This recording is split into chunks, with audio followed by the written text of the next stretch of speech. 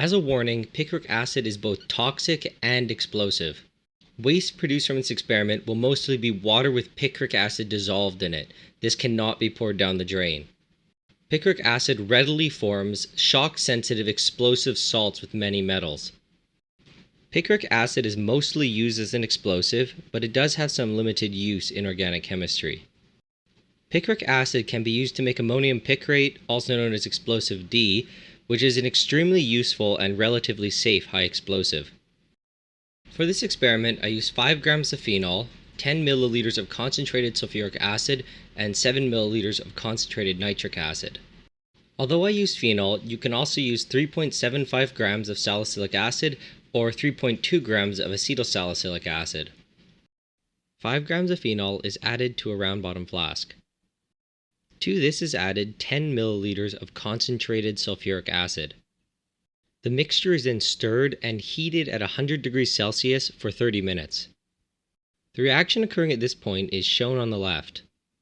At 25C, there is an equilibrium and the major product is the ortho product. However, when held at 100C, the equilibrium is broken and the major product formed is the para product. After 30 minutes, the reaction mixture is removed from the water bath. At this point, the reaction mixture should have a red color to it. With the flask cooled on an ice bath, 7 milliliters of concentrated nitric acid is added. The initial reaction is extremely exothermic and it's very important to use an ice bath. Prior to the addition, the nitric acid was cooled to about 0 degrees Celsius. Because the nitric acid was cooled down, it takes a little while for the reaction to start going. A lot of nitrogen dioxide gases will be formed, so this cannot be done inside and must be done in a fume hood or outdoors. According to a resource that I found, this is the reaction that's occurring. As said before, the first reaction was a sulfonation and left us with mostly the para product. Then, according to this source, it's nitrated on the ortho position and then it can follow 2 different pathways where both ultimately lead to the final product of picric acid. Although the reaction appears quite violent and exothermic, it is actually not complete once it dies down.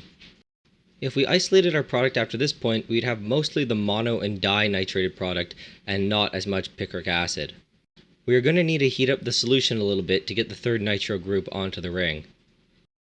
After the violent reaction is over, keep stirring to expel as much of the nitrogen dioxide gas as possible. The reaction mixture is transferred indoors, and at this point you can see the formation of some yellow crystals. The mixture was then heated between 95 to 100 degrees Celsius for 1.5 hours.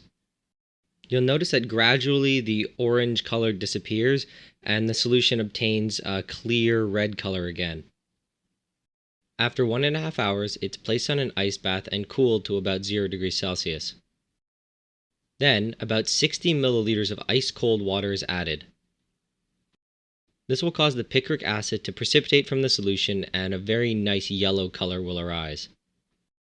Keep this stirring for several minutes. The flask is removed from the ice bath and you can see the picric acid crystals which have precipitated and settled at the bottom. The picric acid crystals were gravity filtered and washed with a copious amount of cold water. In general, with materials which are potentially explosive, it's advisable not to vacuum filter. Eventually, we're left with some damp picric acid crystals at the bottom. Using a plastic spoon, the picric acid was transferred to a beaker. Using water, the picric acid was recrystallized, filtered, and transferred to a dram vial. This is my final yield of picric acid, and I'm actually not sure how much it is. I chose not to deal with any dry and potentially explosive picric acid, so I never got a chance to weigh it. For storage, it's always important to keep it under a layer of water.